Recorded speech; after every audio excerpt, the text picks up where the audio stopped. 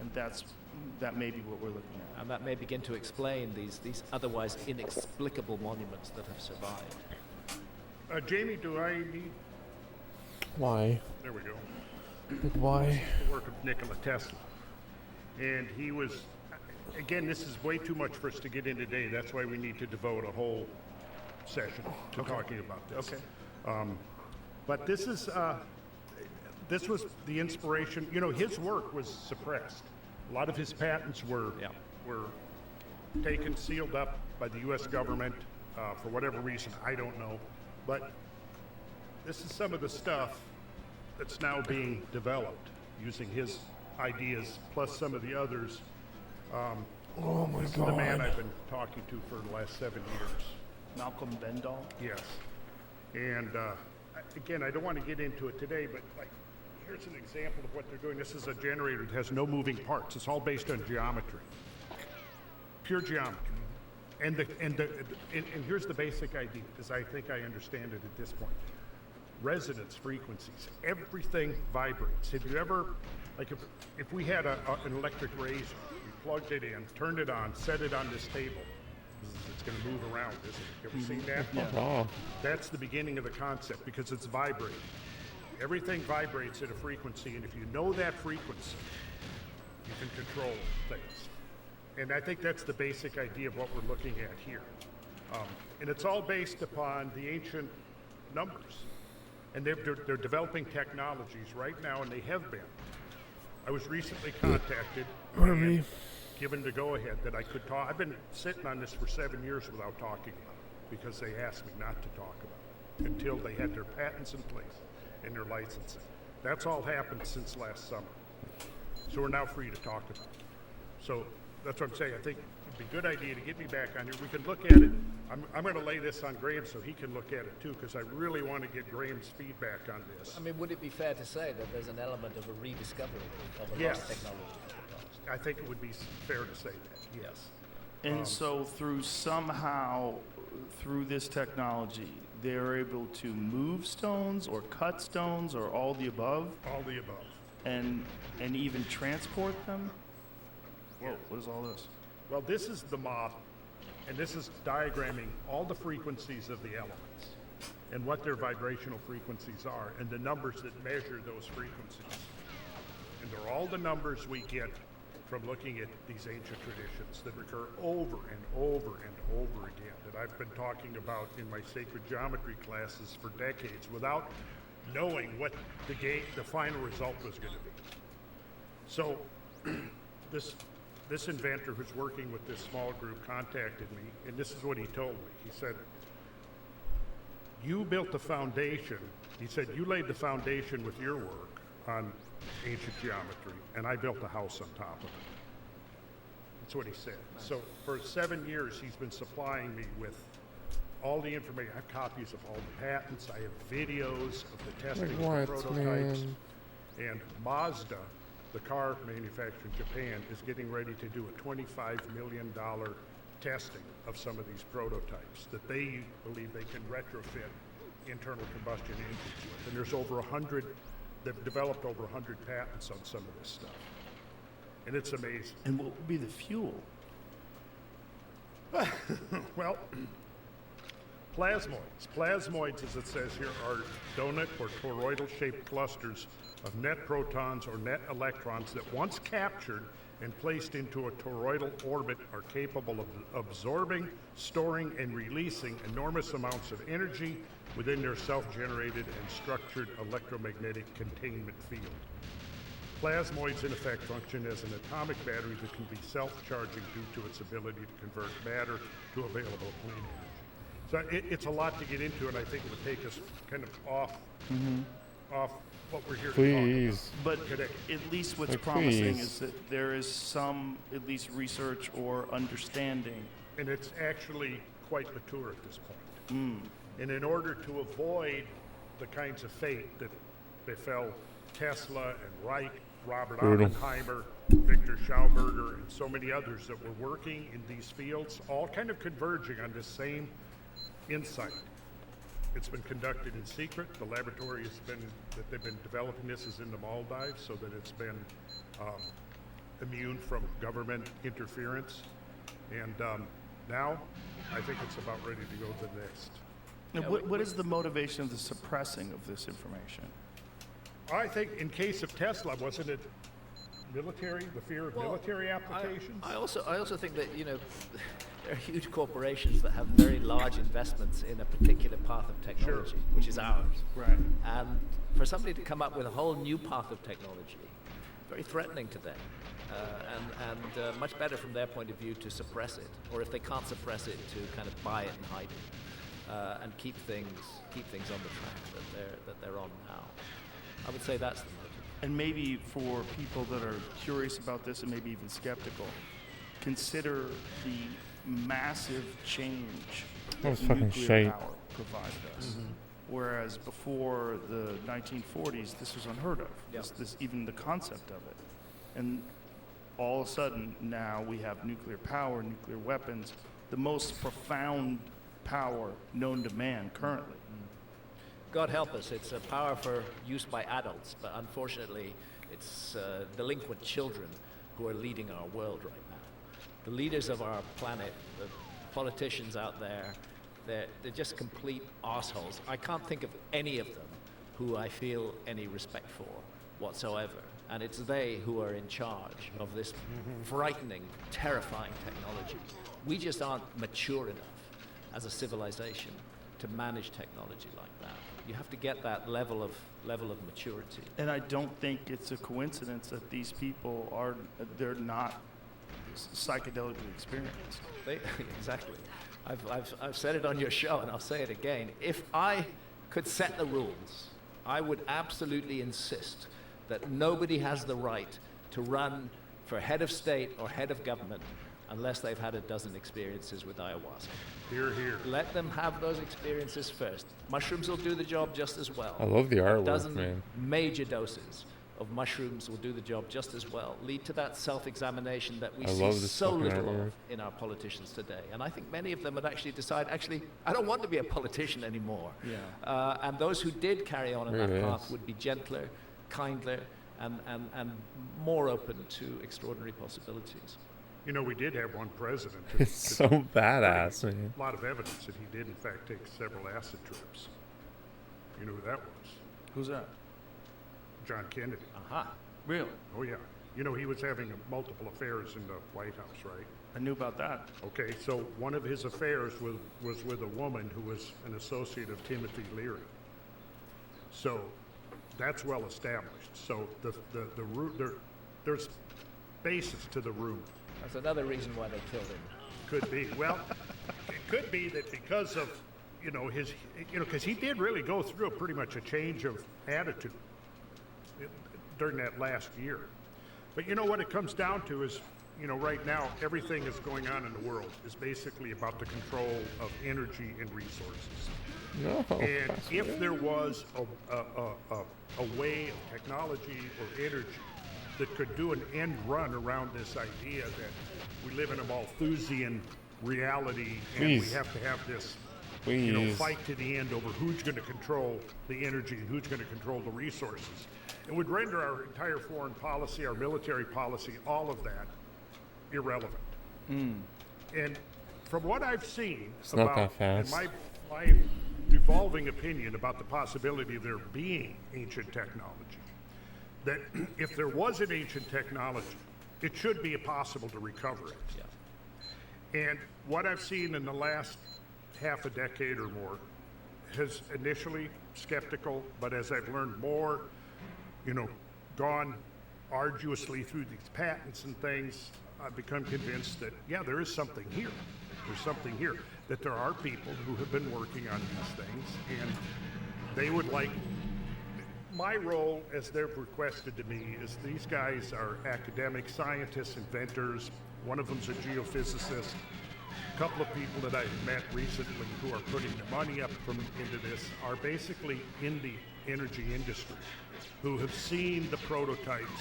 I had a meeting in September, or not September, about a month ago, early October, with 4 gentlemen that are putting the money into this, developing these prototypes. One of them said to me, Well, when I first heard this, I didn't believe this was possible. But he says, I've seen the machines, I've seen the technology work. I'm now convinced. So they've done their initial prototypes, and now they're going to do this major testing. Mazda, automobile manufacturer in Japan, has come on board, said, you can use our laboratories, and because of course what they're thinking is that they may be able to get a end run around all the other competition. And one of the things, and when I come back, we can look into this. I've got the videos of testing the prototypes, like taking one of the gentlemen that I met with his nephew or son-in-law, mechanical engineer, who took one of the devices, and it took 4 hours. They retrofitted a internal combustion engine, because what this device does is it recycles all of the waste products, heat products, carbon dioxide, everything that's coming out of an internal combustion engine gets captured and recycled and converted back to energy. The initial test showed that the internal combustion engine went from about a 30% efficiency to 80% efficiency. And this is just the initial prototypes. I can come on your show, we can look at the videos. I can show you all of it, I'd love to. So they are going to open source all of it within the next few months around the world. So they're looking for venues to put this information out, because like Malcolm there, the inventor you saw, he says, you know, this is my legacy and I want the world to have this. So if we can, please go ahead. Well, I was going to say, as you say, they've had to keep it secret Yeah, up till now. up till now. Precisely because of the nature of the world that we live in. And I would say that we live in a system that is very controlling, that works through very clever means to control the way Come people on, think. man. But that the younger generation is beginning to break free of that in exciting ways. And I would say that archaeology, strangely enough, is a very important part of that system of control. If archaeologists can convince us that we are the end product of a long, steady evolution, we're the apex and the pinnacle of human achievement, then it justifies everything else that goes on in the world right now. Is any chance of pulling up the Do you think, enemy number one clip in a minute? please, we'll do that, but do you think that they're doing this in cahoots, or do you think they're doing this to protect their own personal interests, and it seems to align with these systems that are First and currently in place? foremost, to protect their own personal interests. And their own Second- personal interests are to express history the same way that they have always. Yeah, I don't think that there are many archaeologists who are actually out there deliberately lying to the public. I don't think that's happening. They're at just all. egotistical human beings. They're just like everybody else. Right. You know, you get invested in a particular line. Yes. It becomes existentially important to you. It's your identity. It's your identity. And If your it's- knowledge defines you. Your knowledge defines you, and if others challenge it, your first reaction is self-defense. Yes. You got to defend yourself against this intruder who is attacking you in one way or another. So I don't think that it's a calculated conspiracy in that way. But I do think that advantage is being taken of it by other powers, by the powers that be. I mean, I don't want to get into the whole COVID and vaccine issue too much right now. There's a lot I don't know about that, but one thing I do know for sure is that the whole COVID and vaccine issue has been deliberately, carefully used by governments. They've taken advantage of it to inculcate and encourage a habit of obedience in the Yes. population, that we just kind of automatically say yes. And that's part of the controlling powers in our society fighting back against this tendency to individuality and to thinking for ourselves. And that's why I say we live in the middle of a paradigm shift, where we're in struggle right now, and either one side or the other is going to win. But I believe that the force of good is a real force, and that the ability to think freely and think independently that the younger generation is showing is going to triumph in the long run. And what is this enemy number one video? Do we need to Oh. pass the sacred HDMI cable again? Well, again, it's just I was initially really perplexed by the way archaeologists responded to me. Why would they hate me so much? Why would they be so angry with me? Well, you're an outsider. And yeah, I guess that's it. Simply by proposing a different point of view. So it's just another short clip from Ancient Apocalypse. This idea is upsetting to the so-called experts, who insist that the only humans who existed during the Ice Age were simple hunter-gatherers. That automatically makes me enemy number one Offline to again? archaeologists. I Why cannot don't be you say, we offline. don't know. This is a spectacular mystery and leave it at that. It's my job to offer an alternative point of view.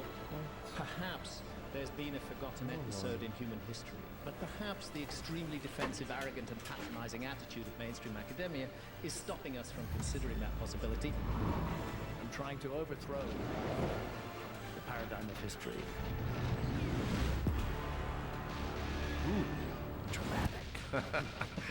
Very, very dramatic. I was lucky to work with a really top-class professional camera team in making this series. And talking about COVID, my goodness, I mean, to make an 8-episode TV series when the world was shut down, the number of quarantines we had to do in places like, Indonesia, in order to get this job done.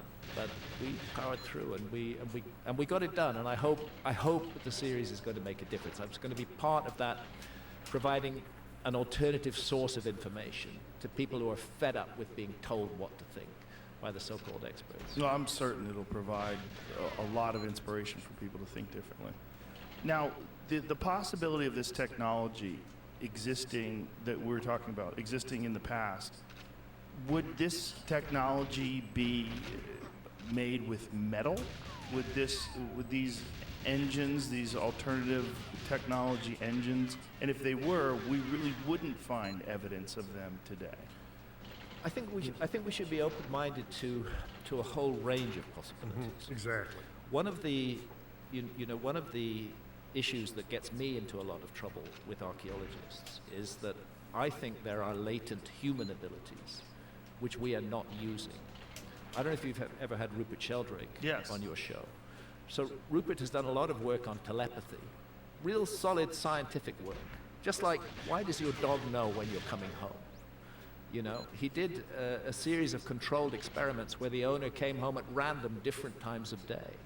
And the dog always knew when he was coming. Some kind of telepathic message was passing back and forward. Rupert Sheldrake has shown that telepathy is a real thing. We're thinking there's somebody, and the next second the phone rings, and it's that person. Things like that. But Rupert has done very thoroughly detailed statistical work on this and shown that it's far beyond chance, that this is a real ability that humans have, but that we're persuaded in our society to think does not exist.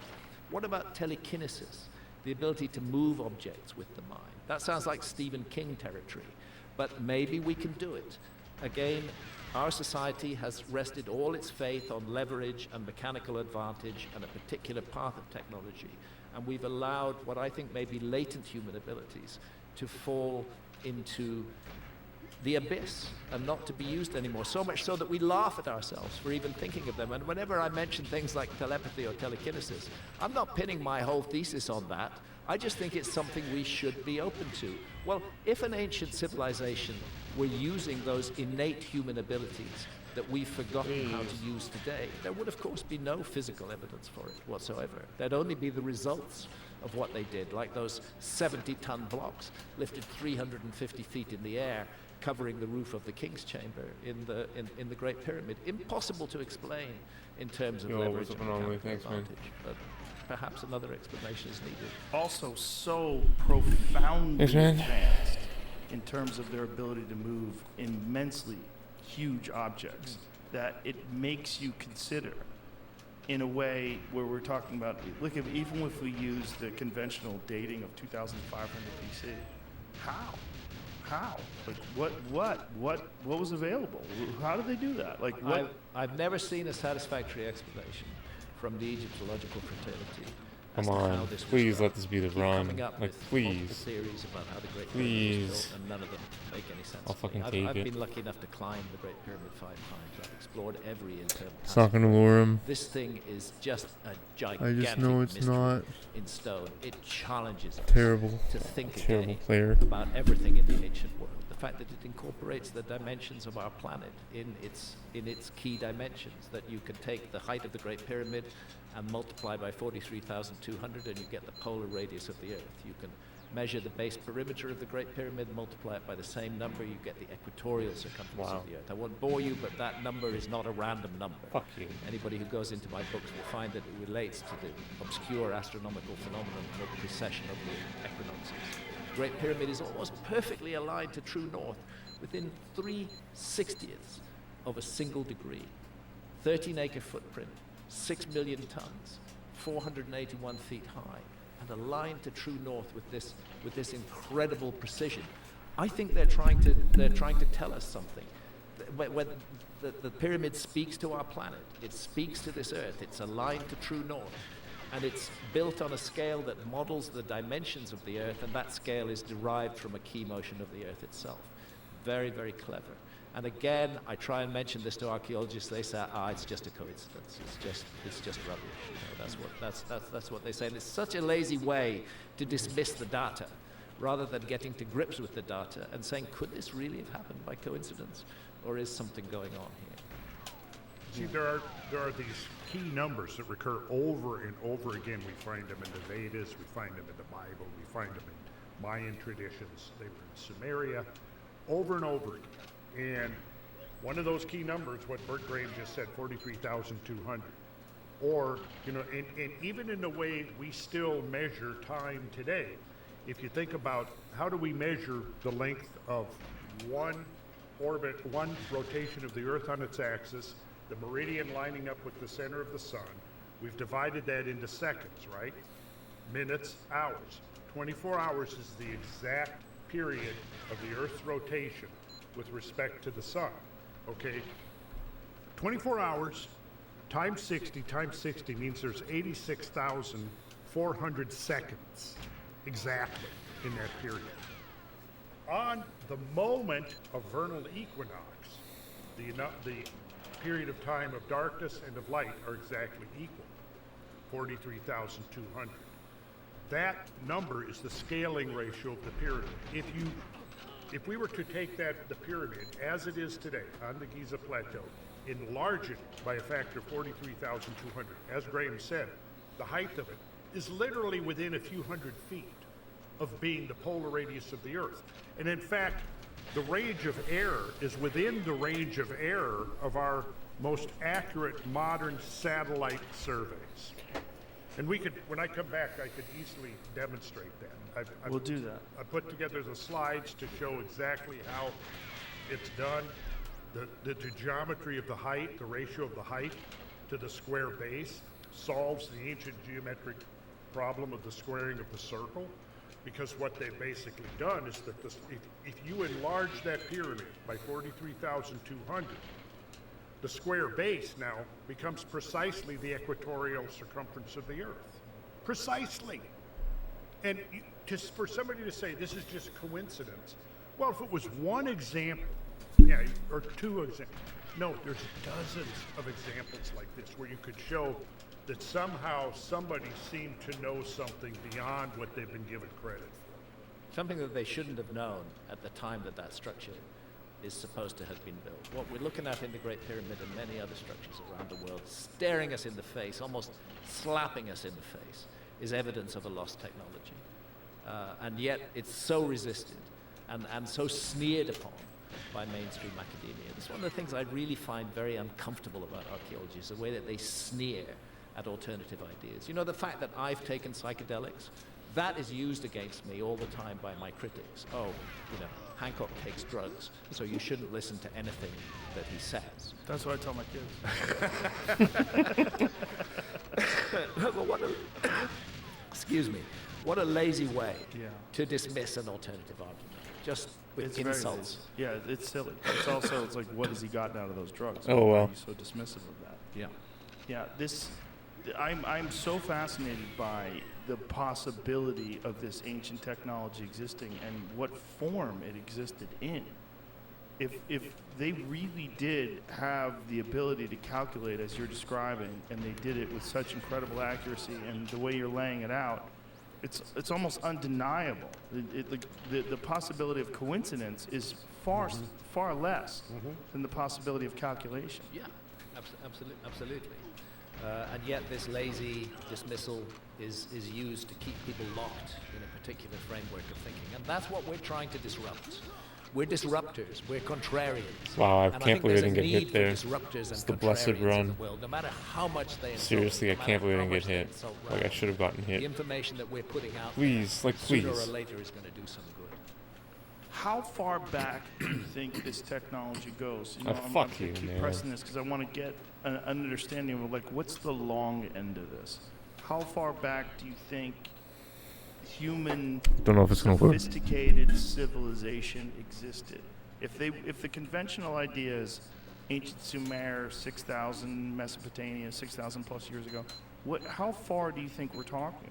Well, first and foremost, I can't give you absolute facts here. Right. I'm working on my ideas about the past. I think it's a civilization that went back deep into the last ice age, maybe as far back as 100,000 years into the past. Wow. I think it's a civilization that emerged out of hunter-gatherer societies and emerged out of shamanism.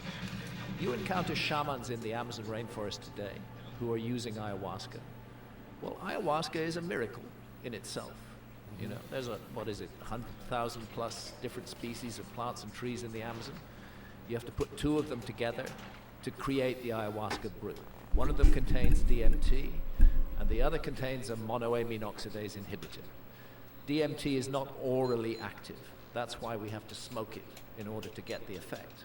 But what they've done in the Amazon is make it orally active by combining it with the ayahuasca vine, which contains the monoamine oxidase inhibitor that switches off an enzyme in the stomach that allows the gut to absorb the DMT and for it to enter the brain. Now that is science that we're looking at there. We're looking at evidence of science. So the notion of science emerging from a shamanistic society makes perfect sense to me. And again, this is where the archaeologists roll their eyes. But when you ask those shamans in the Amazon, where did your ancestors get the knowledge to make ayahuasca come from? I mean, surely it can't have been done by trial and error. When you've got 100,000 different species of plants and trees, you're taking two, neither of which is active on its own, which only work when they're combined together. How did you arrive at that? And they say, the spirits taught us. How did the spirits teach you? Oh, our ancestors used to use yopo. They took a snuff, that's a DMT snuff. And in the yopo trance, they were taught how to make ayahuasca. So the idea, ludicrous as it may seem to archaeologists, that shamanistic societies can create science seems to make perfect sense to me. And I think the lost civilization I'm talking about emerged out of shamanism, but that it then went further steps ahead than other hunter-gatherer societies. And unlike our civilization today, which is in the process of destroying the last hunter-gatherer civilizations on Earth, some members of our civilization, I'm very glad the way the election just went in Brazil, because we need to preserve the Amazon rainforest. The Amazon, it's madness to cut down the Amazon rainforest and turn it into soybean farms. You know, our civilization today has no respect for nature, no respect for hunter-gatherers, who are people with an enormous store of knowledge. I'm playing like 10 more minutes and then I'm going to sign off. And then I'm going to do a workout. Lifting stream, weightlifting stream. Had great respect. First one in 2 months. For its origins in hunter-gatherer civilizations. And that's why I don't think they contaminated them too much. They stayed away from them and pursued their own path once they'd achieved these levels of technology. You often talk about the use of LiDAR and ground-penetrating radar and how they've uncovered these structures, and It's that astonishing. the ancient Amazon rainforest was filled with massive civilizations. Yes, absolutely no doubt about it now. Is it possible that these massive civilizations were also advanced, and through the use of pharmacology, the same way we understand how to synthesize DMT and synthesize various psychedelic drugs, that's how they learn? Yes, it's perfectly possible that there is science in the hunter-gatherer mode of life, and that they applied that science. The Amazon is not entirely a natural product. The Amazon is a human-made garden. The trees in the Amazon that produce food are hyper-dominant. That didn't happen by accident. That happened because human beings made that happen. They created this incredible, we still don't understand it fully today, the terra preta, the black earth, which is immensely fertile, which reproduces its own fertility through bacteria in the soil. There are still patches of terra preta all over the Amazon, and settlers in the Amazon seek them out to plant in. Again, this is evidence of science. There were cities in the Amazon, populations of 100,000 or more have been now revealed in the Amazon. It was a completely different from what we imagine it to be. And it used to be 7 million square kilometers. About 2 million square kilometers have been cut down by our rapacious, short-sighted, idiotic civilization. But 5 million square kilometers are left, and we're just beginning to get a hint of what's underneath them as a result of LiDAR. This technique like light imaging and detection ranging, which flies, you can fly a plane over a section of rainforest, and without damaging anything, you can see what's underneath that rainforest. And what's underneath it is gigantic geometrical structures, huge squares, circles, a circle surrounded by a square, just enormous constructions that you would not expect to find hunter-gatherer civilizations having made, and yet there they are in the Amazon. I've had occasion to this is one of the recent sciences on this. I've had occasion to meet a few billionaires, and I've tried to say to them, if you want to do some good with your money, put it into a major LiDAR survey of the Amazon, because right now only a tiny section of the state of Acre in Brazil has been surveyed by LiDAR, and what's come out of there, they're even finding pyramids in the middle of the Amazon. And then once they're found, archaeologists can go to them and have a look at them. Put some money into a proper LiDAR survey of the entire Amazon, and our whole idea of the past of the human species may change. And that comes back to my point. 5 million square kilometers in the Amazon, hardly studied. 27 million square kilometers of submerged continental shelves, hardly studied. 9 million square kilometers of the Sahara Desert, hardly studied. And yet archaeology claims to know the whole story of our past. Ridiculous. Please, they can't know the whole story of the past. Well, please. so little of the planet remains, so much of the planet remains untouched. It's by just so archaeology. fucking dumb, And why boys. does it remain untouched? Well, partly it's very expensive to go do archaeology in the Sahara or in the Amazon, and partly because archaeologists are convinced that they're not going to find anything there. Well, LiDAR is breaking that myth. What? It's showing us that there is something to find in the Amazon. And I would urge any good-hearted billionaire who wants to see some real changes in our understanding of the past to put some money into LiDAR surveys. I know a number of the archaeologists who are doing this, a guy called Marty Partinson, for example. Very, very, very important work, but they're doing it on tiny funds. They need more funding in order to survey the whole Amazon. And I think if the whole Amazon is surveyed, it's going to radically change the way we view our past. One of the problems is that What? both in Like archaeology what? and geology is the focus on a very limited, Come on. specialized site.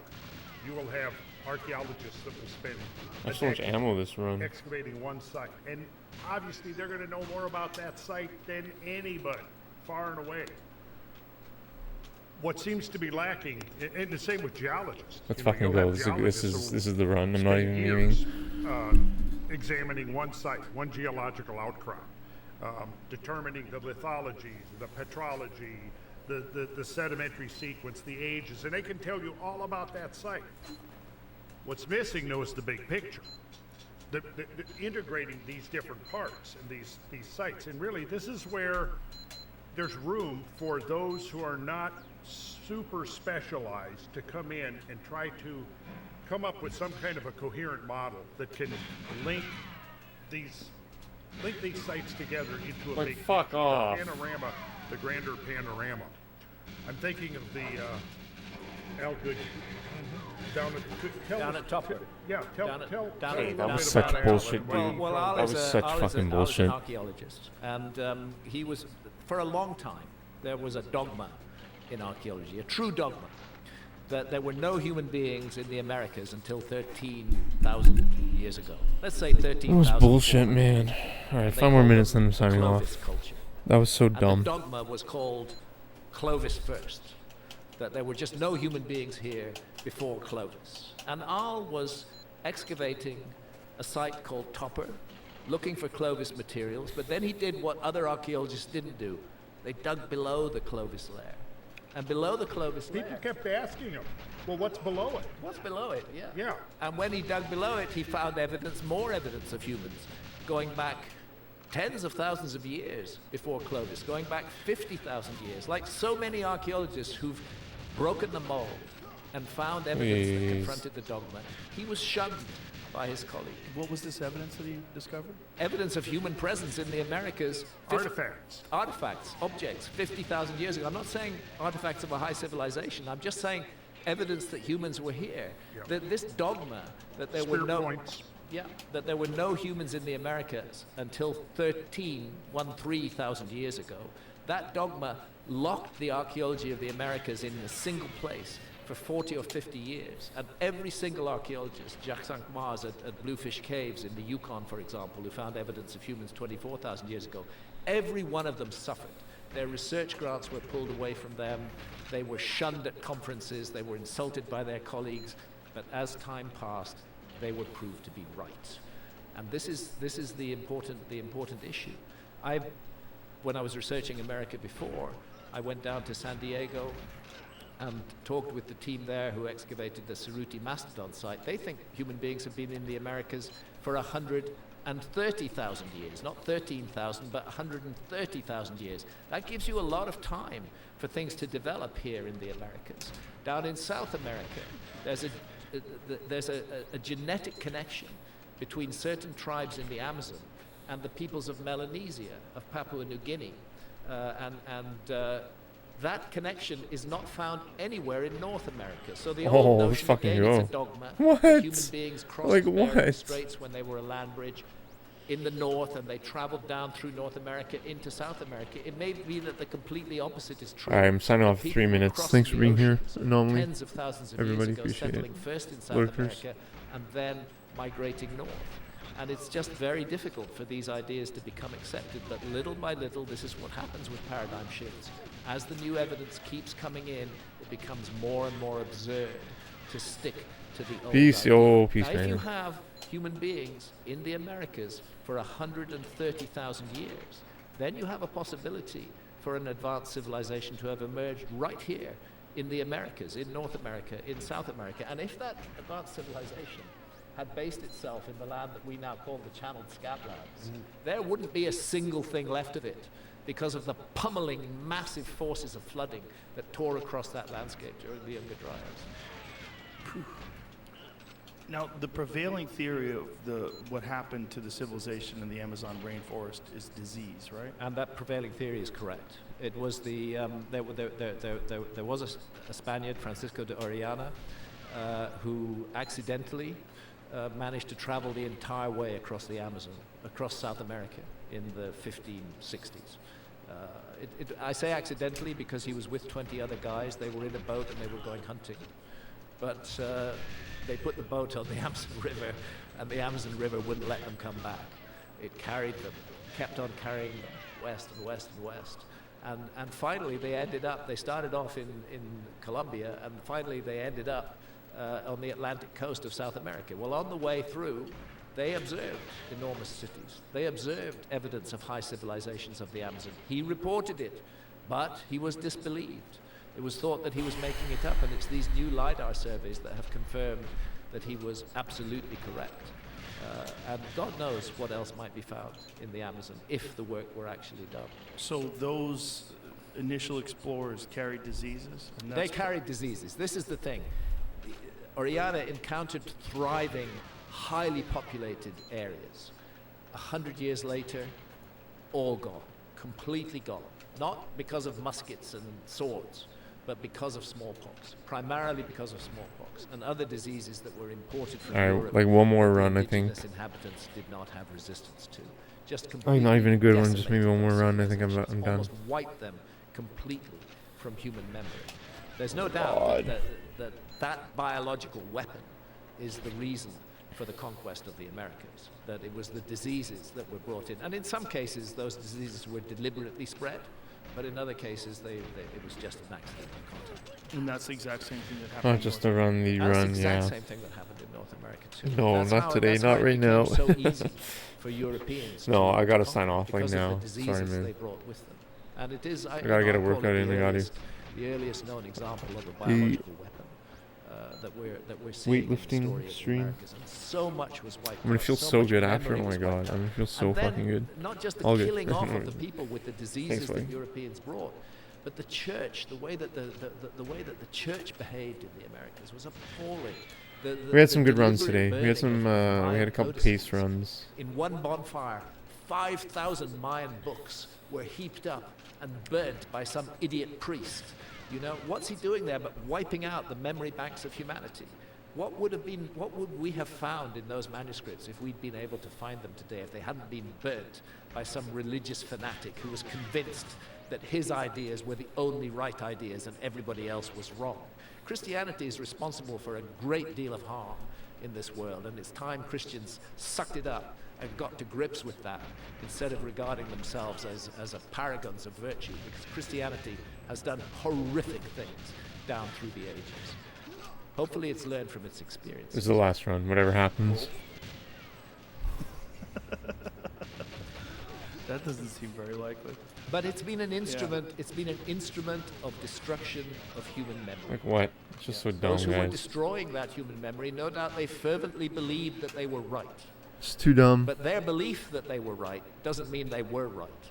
They were wrong. They've deprived us of It sucks huge so much. libraries of Whatever, knowledge it's the last which one. would otherwise be available to us. That's why I call us a species with amnesia, that we have forgotten so much about our own past, and we're in that kind of amnesiac state where we just have a feeling that something's wrong, but we don't quite know what it is.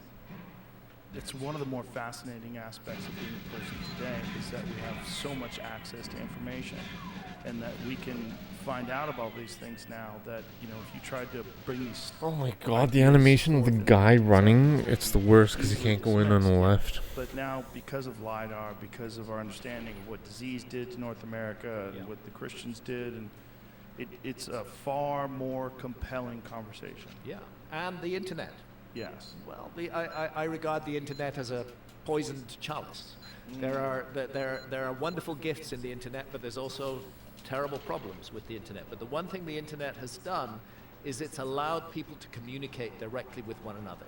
We don't have to go through the middleman, the big newspaper proprietor, Thanks for or being the here. big Appreciate it TV very much. station. We don't have to go through the middleman in order to get to people. We can talk to one another directly and share ideas, hopefully in a fertile way. It's sad that so much of the internet is just filled with hatred and fear and suspicion of people being utterly obnoxious to one another. But nevertheless, I'd rather I tried have to it read than Dogger, not, couldn't read him. because it's opened up so many doors of Callie's inquiry that online. would otherwise remain closed. I like to think, you know, Should've when I said was no. born, mid-20th century, we had zero presence in space. Oyster and ace No meat, satellites. it's wild. We never put up a single satellite, right? We're in a position now where we can really Alright, peace begin out. to perceive things on levels I that will be a few on again very generations shortly. ago were inconceivable. See ya. Both on the microscopic, and certainly we know how important the microscopic realm has been. And, God, you yes. know, when we start talking about nanodiamonds and microspherules and all of this, and in being able to demonstrate these great catastrophes